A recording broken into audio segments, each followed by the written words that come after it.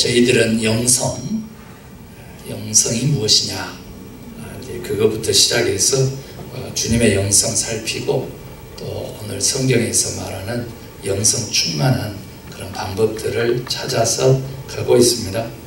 지난주에는 가정을 교회로 여기는 것이 지금 이 시대에 절대적으로 필요하다. 사회도 국가도 교회도 가정만큼이기 때문이다. 이제 이런 말씀을 드렸습니다. 그래서 가정에 교회에 6가지 사명이 있게 하라. 예배가 있고 교육이 있고 친교가 있고 봉사가 있고 선교가 있고 치유가 있게 하라. 이제 이런 말씀을 지난주에 이렇게 들었습니다. 그런데 오늘은 사실은 가정이라고 하는 것은 인간의 마음을 다스리고 가꾸는 곳이다 라고 하는 이야기를 주님이 우리에게 들려주세요. 그래서 오늘 23절의 말씀처럼 무릇 지킬 만한 것보다 네 마음을 지키라. 생명의 근원이 이에서 남이다. 이렇게 말씀하신 그 말씀을 붙잡고 우리가 지금 영성이라고 하는 것은 뭐예요? 이 카르디아, 이 마음 속에 우리가 욕망하고 소망하는 그 욕정, 마음은 제가 뭐라 그랬어요? 감정이 있는 생각이라 그랬잖아요. 생각하는 동물로서의 합리성만 가지고 살아왔던 기독교가 이제 교회가 어떻게 감정과 육체까지도 함께 돌보는, 5장 6부까지도 함께 돌보는 그러한 마음, 그러한 영혼, 그러한 교회, 그렇게 가야 된다. 이 얘기를 지금 영성 충만한 그 차원에서 하고 있는 것이거든요. 그래서 마음을 지키는 데 있어서 가정은 교회만큼 절대적으로 중요하다. 이 말씀을 지금 오늘 하나님께서 말씀하시기를 원하신다. 여러분 잘 아는 대로요, 오늘 성경 본문을 다시 돌아가서 보면 사실은 유대인들에게 전통적으로 내려오는 자녀 교육과 같은 그런 건데, 사실 하늘 아버지가 우리 믿음의 자녀들에게 하는 바로 그 말씀이기도 한 것이죠. 그래서 아들에게 얘기하는 거예요. 물론 딸에게도. 아비로서 내가 네에게 하는 말에 네 귀를 기울이라고 그래요.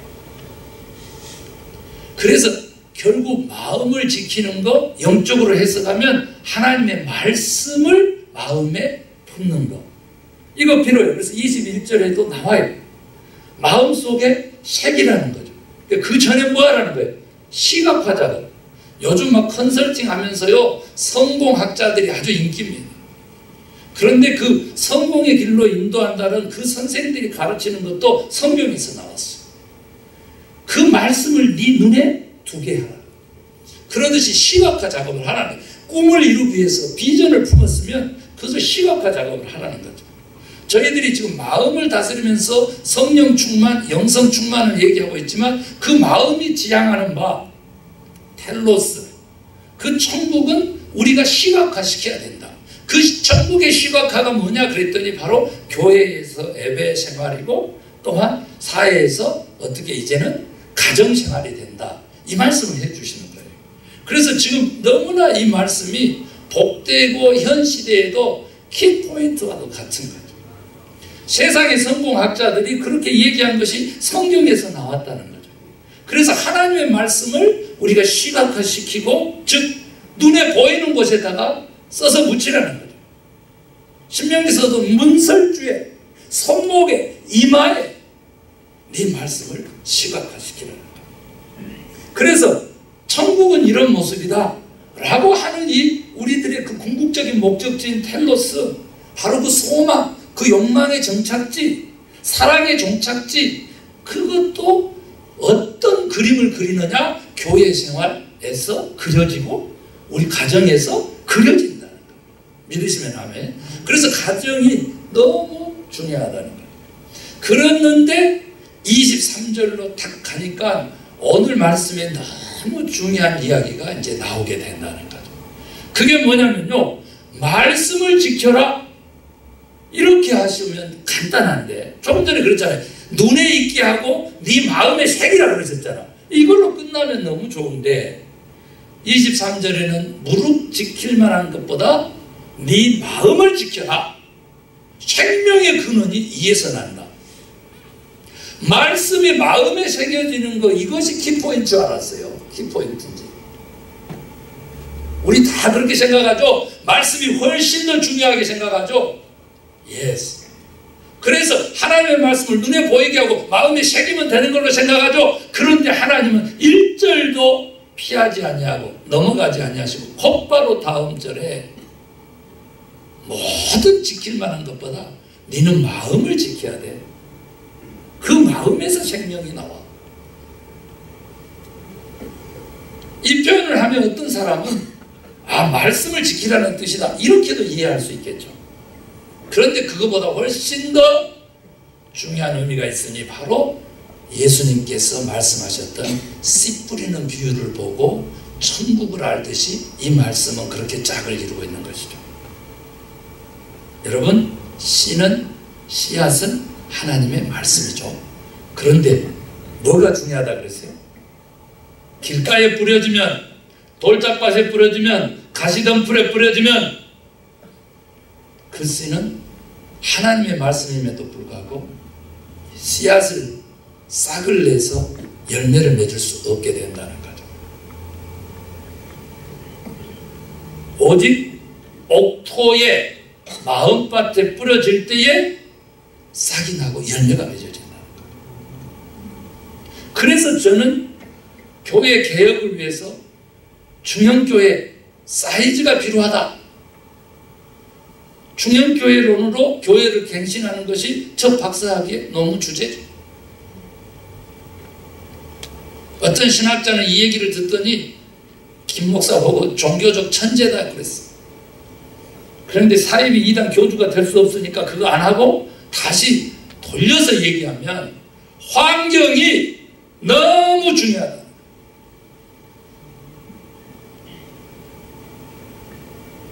인바이로먼트, 자연환경, 그것이 곧 생명과 직결된다는 거예요. 우리는 이번에도 플로리다에서 허리케인으로 죽은 사람, 한국의 태풍에 의해 가지고 차 빼려고 아들하고 엄마하고 내려갔는데 엄마가 보는 눈앞에서 생떼 같은 아들 18살짜리는 죽고 엄마는 환풍기에 매달려 있다가 살아나고 그 엄마가 산 것이 산 것이겠어요. 그런 모든 것들이 이 자연 우주 만물, 이 지금 지구의 환경, 이것하고 밀접하게 연관되어 있다는 거죠. 그래서 환경, 인바이러먼이 너무 중요하다. 이 얘기, 그 전에 하나님이 원하시는 것은 우리의 마음밭이 너무 중요하다. 우리의 마음이 하나님의 말씀의 환경이 됩니다. 말씀의 생명력이 우리들의 마음에서 나온다. 강팍한 마음을 품었습니다. 불순종하는 마음을 품었습니다. 고집을 부리기를 이루 말할 수 없이 고집을 부리다가 나중에는 거짓을 행하고 그렇게 해서 감옥에 갇혀도 반성하지 않습니다. 마음을 누그러뜨리거나 먹이지 않습니다. 심판을 받아도 결코 양보하지 않는 그 강팍한 바위덩어리와 같은 돌짝밭과 같은 그런 마음. 가시는 재물이라고 그랬어요. 성경이 아예 명시했어요. 재물로 가득 차가지고 이익이 모든 가치 판단의 기준이 된 그 마음밭에서는 결코 하나님의 말씀이 영생이 될 수 없는 것입니다. 생명력을 가질 수 없는 것입니다. 나를 살리고 나를 고치고 다른 사람을 살리고 다른 사람을 고치는 메시아적 삶을 살 수 없게 되는 것입니다. 우리들의 마음밭이 너무 중요하다.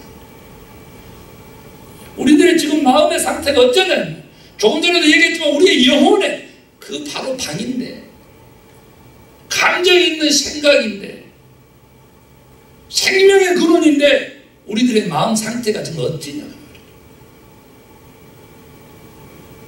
오늘 성경 본문에는요, 마음을 다스리는 법을 구체적으로 얘기를 해요. 조금 전에 눈 얘기도 하고요, 귀 얘기도 했지만 갑자기 오늘 여기 무릇 지킬 만한 것보다 네 마음을 지켜라, 생명의 문에서 이에서 남이라 하면서 24절로 딱 넘어가면 뭐가 나옵니까? 바로 입이 나옵니다. 입이. 구부러진 말을 내 입에서 버려라. 삐뚤어진 말을 내 입술에서 멀리해라. 말 한마디면 천냥빚을 갚는다는 속담을 가진 민족인데요, 요즘 말이요, 한번 보세요. 뉴스를 장식하고 있는 말을 보세요. 대통령도 말이에요, 미국의 대통령을 만나고 전 세계에 그런 많은 정상들이 있는 데서 이 새끼 저 새끼 하는 것은 다반사. 쪽팔리단 말도 그렇고요. 저는 깜짝 놀랐어요. 이 새끼를 땡땡으로 바꿔서 부르는데 그 땡땡도 그게 일본어라 그래가지고 그럼 뭐라 그래야 된다는 거죠. 뭐라고 해야 돼. 그래서 요즘 뭐 한국 국회는 난리가 났어요. 자기들끼리 만나면 이 새끼가 말하는데 저 새끼는 들으세요 이러면서 서로 대화를 안 되잖아요. 대통령이 그렇게 불렀다고 해가지고.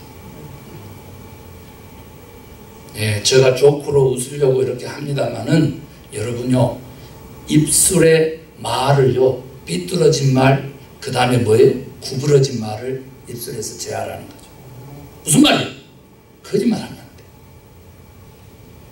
내가 그냥 거짓말하고 내 마음을 다스리면 될 것 같고 그렇게 굳게 뭐 고집을 피우면 될 것 같지만 마음속에 하나님의 말씀, 생명이 있어가지고요, 그 양심이요 무뎌지면서 상처를 입고요 죽어갑니다. 말은요 씨앗이라고 했어요. 하나님이 하나님의 형상으로 우리 인간을 지으시고 말할 수 있는 권한을 주었잖아요. 그랬을 때 그 말은 당연히 살리는 말이고 서로 힘을 북돋는 말이고 위로의 말이고 치유하는 말이고 격려하고 칭찬하는 말이어야 된다. 저는 그렇게 믿어요. 그 다음에 25절로 가면 또 하나님께서 눈 얘기를 한 번 더 해주시는데 깜짝 놀라요. 이제 발 얘기가 나올 텐데 26절에 발 얘기 나와요. 그런데 눈이 너무 중요하다는 거예요. 여러분은 먼지 구덩이에서 혹시 일해 보셨나요? 저는 이제 닭을 키우니까 숨을 쉴 수가 없으니까 마스크를 끼고 닭 키우는 데 가서 닭 모이도 주고 물도 하고 계란도 가져오고 땅도 파고 막 이러잖아요. 그러면 어떻게 했어요? 마스크는 했지만 마스크 콧잔등 이런 데가 막 그냥 금세 땀하고 함께 막 먼지가 크게 쌓이죠. 그런가 동시에 어디 쌓여? 눈에도 막 먼지가 들어와요. 그런데 눈꺼풀을 깜빡깜빡 하면서 다 눈곱을 만들어서 그 먼지를 제거하죠. 오늘 우리 일주일에 한 번 예배 드리는 것은 마치 오늘 본문 25절로 보면 눈꺼풀 한 번 깜빡하는 거에 지나지 않아요. 오늘 우리들의 예배는요, 세상에서 찌든 먼지를 한 번, 눈 한 번 껌뻑거리면서 맑게 하는 거에 지나죠. 하나님이 원하시는 것은요, 역시 교회라고 뭐라 그랬어요? 모이는 곳, 하나님에게 예배하는 곳, 그리고 성도들과 교제해서 세상으로 보냄을 받는 곳이 교회라고 그랬어요. 이제 뭐가 남았느냐 그랬더니 26절에 눈 깜빡깜빡 하면서 네 발이 가야 할 곳을 제대로 갈도록 확인해야 된다는 거죠. 네 발이 행할 길을 평탄하게 하면 내 모든 길을 든든히 해라는데 어디서부터? 눈에서부터. 이게 지금 성공학자들이 얘기하는 바라봄의 법칙이요, 잠언에서 다 나오는 거예요. 내가 무엇을 바라보느냐에 따라서 그대로 내 발이 옮겨지고 그 행함 속에서 그대로 하나님의 역사하심이, 말씀이 실현된다는 거죠. 천국을 바라보는 자, 공의를 바라보는 자, 의를 바라보는 자, 참을 바라보는 자, 그 길로 갑니다. 그러나 아까 얘기했듯이 거짓, 환영을 바라고 그렇게 말하고 그렇게 가는 자는 멸망의 길로 가는 것입니다. 이렇게 오늘 성경 말씀은 이 세상의 성공학자들이 외치는 것을 다 포함하고 있으니까 여러분 이 하나님의 말씀, 성경 말씀을 마음에 새기시기를 원합니다. 아멘입니까? 그래서 이렇게 보면 귀도 눈도 이용하고 입도 이용하고 발도 이용해서 뭘 지키라 그랬어요? 마음을 지키라. 하나님의 이 생명력이 있고 역사하신 힘이 있는 이 능력이 있는 말씀이 역사되도록 네가 마음, 밭, 환경을 올바르게 만들어야 된다. 그래서 저는 오늘 조금 이 아침에 본문에 없는 이야기를 좀 하라고 하나님이 말씀하시는데 바로 가정 이야기로 연결되는 것입니다. 우리들의 마음밭을 잘 가꿀 수 있는 정원은 하나님이 우리에게 허락하시기를 가정으로 허락하셨다는 거예요. 가정이 이렇게 중요한 마음밭에 바로 그 환경이라는 거예요. 그래서 세 가지만 말씀드리고 말씀을 마칠까 합니다. 첫 번째, 마음을 지킬 수 있는 그 환경이 되는 이 가정에서 네가 첫 번째 해야 될 것은 가정 예배가 네 가정에 있게 하라. 금요일날 저희 이제 아버님 문제도 있고 또 기도 문제도 있고 교회 문제도 있고 그래서 제가 이곳 교회에 왔어요. 그래서 이제 밤늦게까지 있다가 9시 넘어서 연락도 없이 갔죠. 아이들 2 데리고 순복음 금요예배를 당해요, 우리 사모가. 그래서 내가 먼저 왔을까, 저들이 먼저 왔을까 이라고 갔더니 사모랑 애들이 먼저 있는 거예요. 그래서 제가 시계를 다시 한번 보고는 오늘은 순복음 교회 안 갔어? 그랬더니 예, 가정예배 드렸어요. 그러면서 예배 중이라는 거예요. 지금도 예배 중이에요. 그래서 아들도 막 성경을 읽고 이렇게 하더라고요. 여러분요, 일주일에 주일날 11시에 1시간 예배는 눈 한 번 깜빡거리는 건데 눈 한 번 깜빡거리는 것 갖고는 세상의 이 먼지와 때를요 걷어내고 우리가 똑바로 하늘나라를 바라볼 수 없어요. 없습니다. 눈 똑바로 뜨고 내 갈 길도 바라볼 수 없어요. 하나님 얼굴도 바라볼 수 없어요. 우리의 기도가 예배가 하나님 얼굴을 구하는 건데 내 눈이 흐려져서는 바라볼 수 없어요. 가정 예배가 필요해요. 매일은 아닐지라도 적어도 주에 한 번이라도 가정 예배가 필요해요. 그 가정 예배에는 마치 영화에서요, 여러분 화면만 있어서는 흥이 안 나고 배경음악이 깔리고 음향이 깔린 것처럼 가정 예배 때도 찬양이 필요하고요, 감사하는 기도가 필요하고요, 회개하는 기도도 필요하고요, 부모 자식 간에 부부 간에 어떤 문제를 놓고 예배 도중에 대화도 필요한 것이 가정 예배예요. 하나님의 이름으로 예배하기 때문에 삼위일체 하나님이 임재해 계시기 때문에 절제하면서 대화할 수 있어요. 어려운 얘기는 그렇게 해서 해나가는 거죠. 그렇게 부부간의 대화, 자식간의 대화가 있는데 예배가 됩니까? 예스! 성령의 사역이 교통하심이에요. 삼위일체 하나님에 대한 축복 기도에서 성령의 역할은 교통하심의 은혜예요.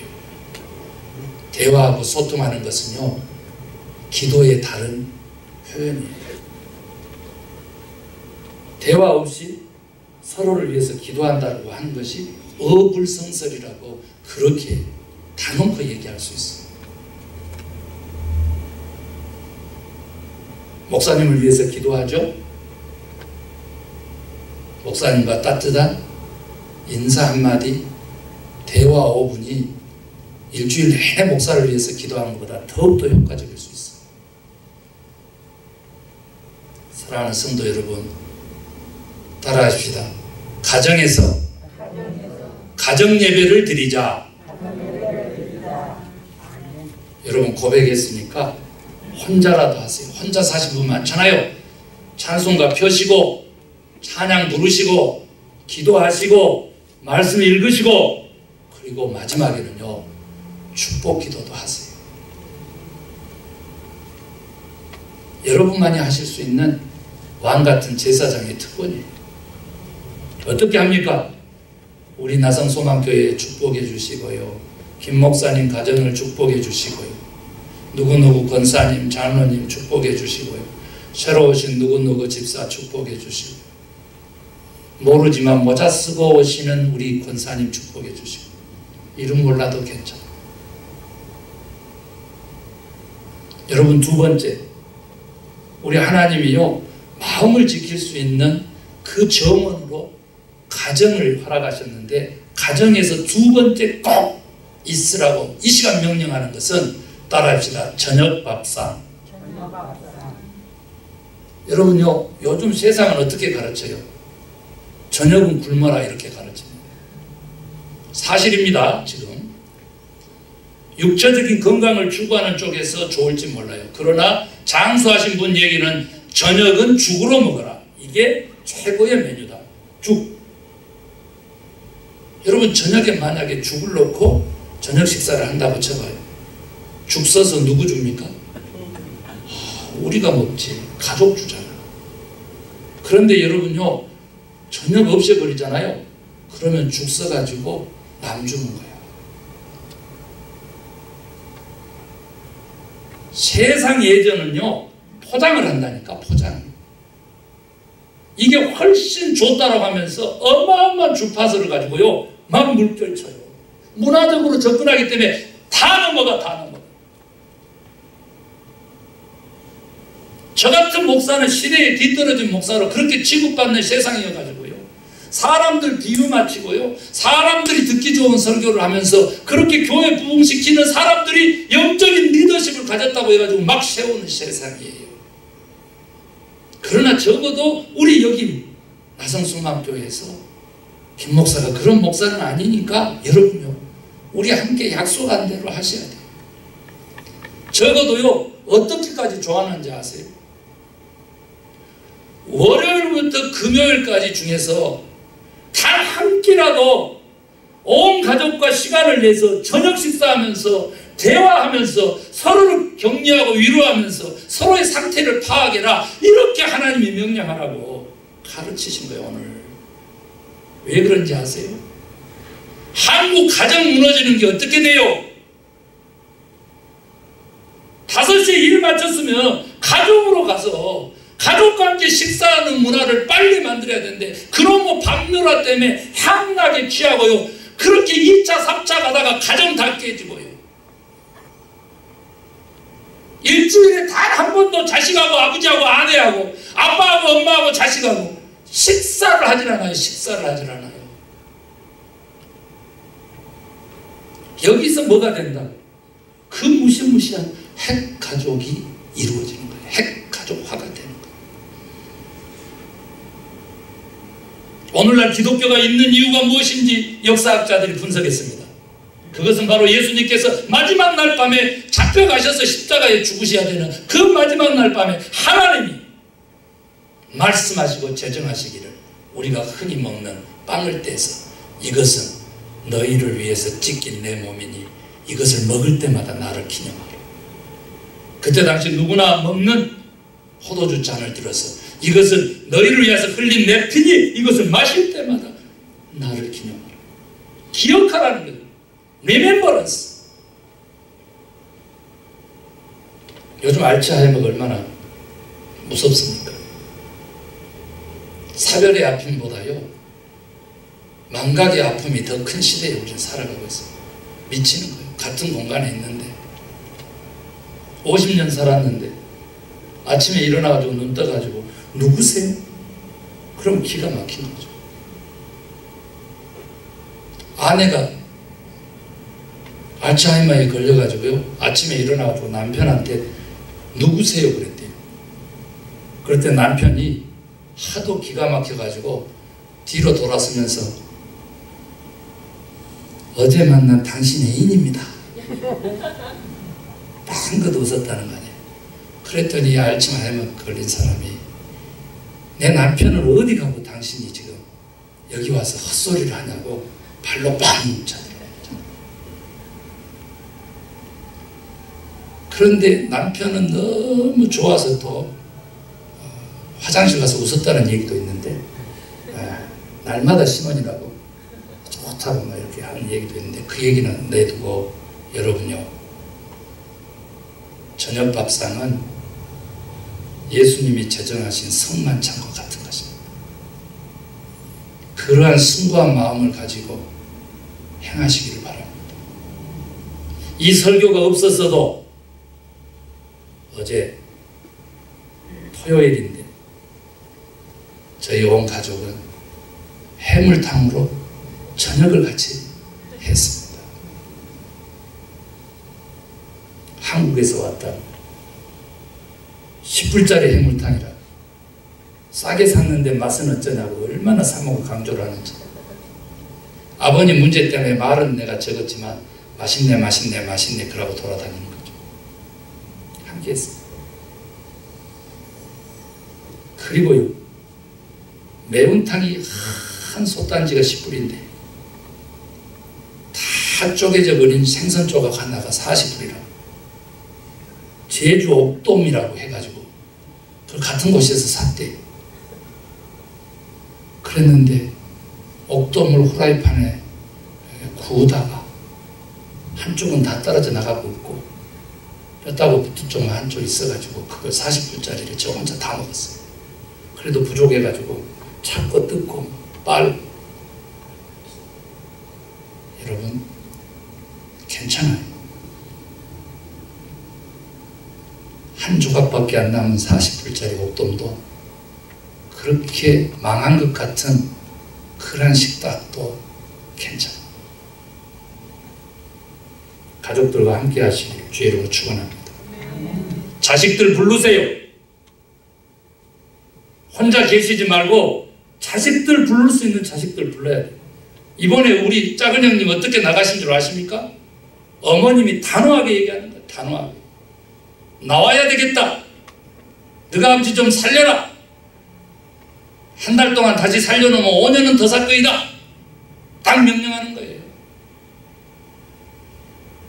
엄마 저는 학교가 수업 중이라 이렇게 할 거고 아들 셋이면 가면 엄마가 고생이니까 며느리 한 분을 보내겠어. 괜찮소. 그러니까 너무 좋아하셨어요. 그런데 저는 깜짝 놀랐습니다. 아버님 아픈 병든 아버님이 문제가 아니라 어머님이 너무 살이 빠졌어요. 네, 너무 안 됐어 어머님이. 네. 그런데 얘기했죠. 제가 어머님 아버님은 시골에서 이빨을 고치셔가지고 두 분을 다 조수로 만들어 놓으셔가지고 조수. 네, 못 드신 음식이 없을 걸로 보여져요. 그래서 어제도 어머님이 웃으시는데 조수 할머니가 쇠이빨을 드러내면서 웃으시더라고요. 손자들 보면서 그렇게 하십니다. 여러분요, 가족 불러서 저녁 식사 일주일에 한 번 못하면요 달에 한 번이라도 하세요. 자식을 위한 일이 아니에요. 우리 어르신들이, 어머니 아버지들이 우리 자식들에게 대물림해서 가르쳐야 되는 것이 밥상 교육인 거예요. 밥상 교육. 이거 안 돼서 국가가 망하고 있는 거예요. 이거 안 돼서요 결혼도 안 하고 자식도 안 낳고요. 세상의 가르침은 뭐예요? 우리 재미 보다가 자식 가지자. 이게 결혼한 신혼부부에게 막 교육하는 세상의 가르침이에요. 왜 거꾸로 갑니까? 왜 교회가 거꾸로 가요? 왜 세상 조류를 탑니까?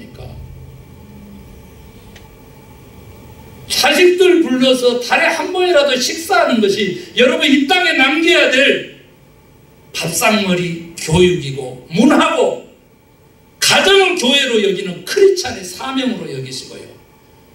누구누구 딸내미 나 정신 잃기 전에 나 거동 불편해서 너네들에게 안기기 전에 나랑 같이 외식 한번 하게 방문해라 하셔야 돼요. 그거 안 하는 게 자식을 위한 일이 아니라는 것을 부모들이 먼저 깨달아요. 우리 1세대 믿음의 조상들이 먼저 깨달아야 돼요. 자식들이 그럴 거예요. 엄마 먹고 살만 하더만 뭐 그렇게 나를 찾았어? 왜 그렇게 귀찮게 해? 그렇게 불러서 무슨 얘기 해야 돼요? 나는 봤다. 아니 나는 지금도 본다. 나 죽어서 가면 하나님 앞에 천국 갈 것으로 본다. 니도 나중에 그곳으로 와야 된다. 왜? 우리는 영원히 볼 사람이니까. 이런 말 한마디가요, 잃어버린 자식들이 애배를 회복하는 놀라운 결과를 낳는 거예요.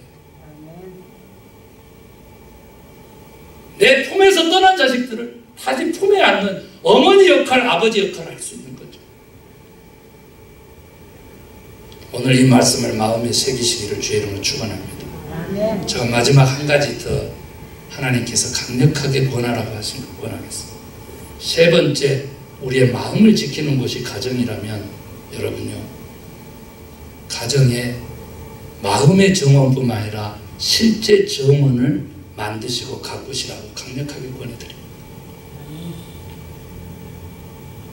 최 권사님은 1층에 사셔가지고 1층 발코니가 다 정원으로 바뀌어 있어요. 자기 화분 가지고. 여러분 발코니에서 화분 하나 아니면 2개만 키우라 그러죠? 집안에서는 몇 개 키우라는 얘기 없잖아. 왜 그런지 하나만 얘기할게요. 날마다 돌봐야 되는 정원은요, 우리로 하여금 날마다 생명이신 하나님을 인식하게끔 해주고, 식물들 키우셔야 되고요, 물고기도 키우시고요, 자기가 생명을 돌볼 수 있는 자기만의 정원을 만드시고 가꾸시고 돌보는 일을 하셔야 돼요. 이것을 위해서 자식을 불러놓은 것은요, 갑절의 효과가 있어요. 콘크리트 속에서 생명을 잃어가는 인간의 모습을 한번 살펴보세요.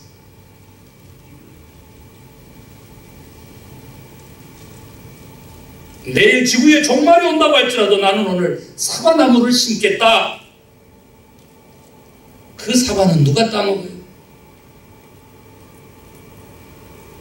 저는 어제 유튜브에서요, 중국 땅에서 드론을 띄워가지고 중국 국경하고 맞닿아 있는 북한 땅을 찍은 영상을 보게 됐어요. 하나님이 보여주신 거예요. 중국 땅은요, 온 산이 막 나무로 녹색이 가득 들었어요. 그런데 바로 그 북한 도시들요, 쉬고 그러는데요, 그 인근에, 사람이 사는 인근에 산은요, 나무가 한 그루 없어요.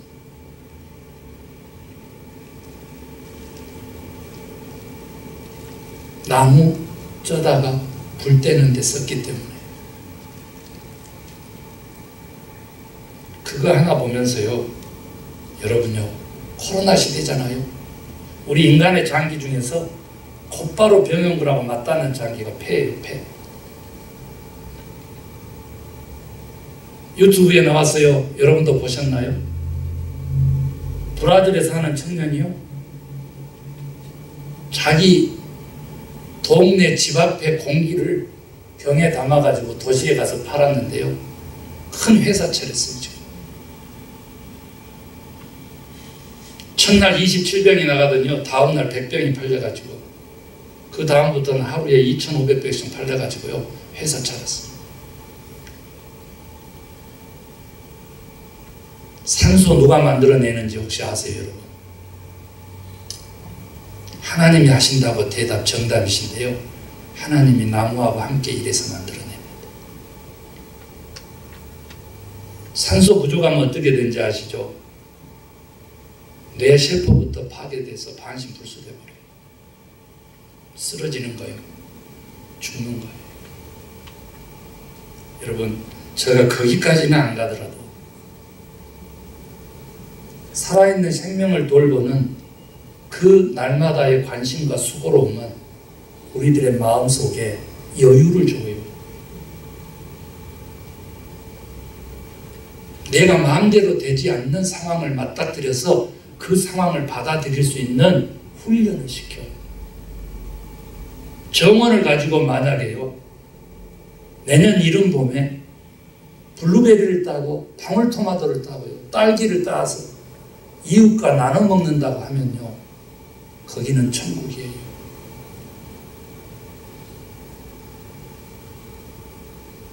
핸드폰의 TV에 말이죠, 눈이 벌겋게 달아오르도록만 그렇게 시간 쓰지 마세요.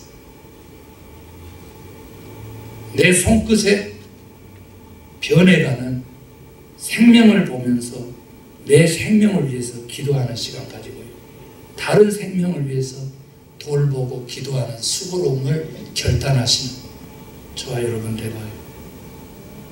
라이피스트, 생명 중심의 삶을 사는 살아있는 하나님의 자녀들 되시기를 주의 이름으로 축원합니다.